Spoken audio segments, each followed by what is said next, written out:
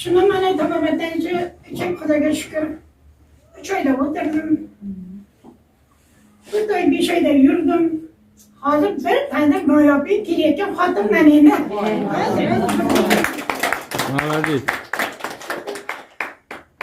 Qancha joylarga bordim, yaxshi bo'lmadim. Shu tabobatda yaxshi bo'lib, Xudoga shukr meni figuralarim joyiga kelib, hammasi joyiga kelib qoldi. Endi yana bitta yangiligim. 2 qizdan keyin keldim, o'g'il farzand ko'rdilar. O'g'il farzand ko'rganda doktorlar diagnoz qo'ydi.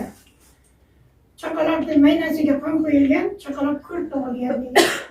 Endi o'zlaring o'ylanglar. Telefon qilaman. Onam qandaysan? Kelin yig'laydi. Ona uydagi qizlar sog'indim. Yo'q, uydagi qizlar emas, qo'ldagi bolani ko'rib yig'lar ekan. O'g'lim keladi quvonch to'yiga. Qovoq. Birovni yedingizmi, ochib turibsiz. Men ochib o'tirmang, o'rtagan bolalarim ko'p hammasi yonimda. Shundan bilib qoldim deyman.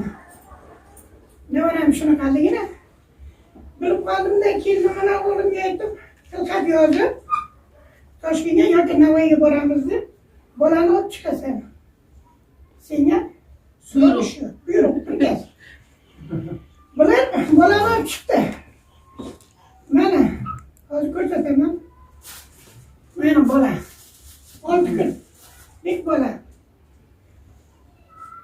Mana bu 7-kuni. Bola. Men 7-kuni bolaga mazmun kalsiy berdim. Mana bolani ko'ziga qaranglar. O'zi rangiga qaranglar. Bolani rangi ochilib, ko'zi ochilib boshladi. Kelin uyga yugurib chiqdi, ona dedi. Bolani rangini o'zimiz rangi o'chqiyapti. Endi ko'zini ham ozroq qillatyapti. Mana. Bir oydan keyin. Ani endi 6 oyligini ko'rsatdim, otasini bosib olgan, qo'rqatdilar.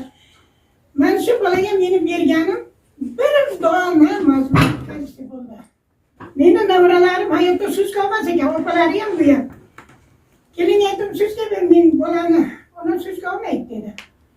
Majbur bog'asiga suz qoldirib, shu suzgaga botiraman, beraman. Majbur bitta majbur kalsiy bilan bola shu men ularga ham murojaat qildim, ko'rsatdim.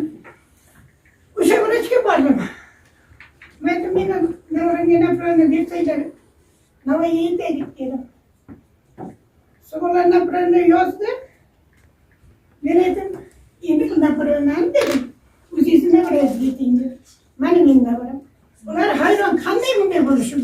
Mana shunga dedim, men endi mana chiqmasmizlar. Chiqani deyolmaysizlar. Mana 27-28 kelyapti. So'ng men aytgandan keyin boyagilar hayron qoldida. Xayr xola, meni shoshuv qilmang. Hozirga endi chiqilashim kerak o'zi. Mana shu endi meni ko'rgan eng katta muvaffaqiyati, oilamni quvonchi, davomchisi mana. Молодец.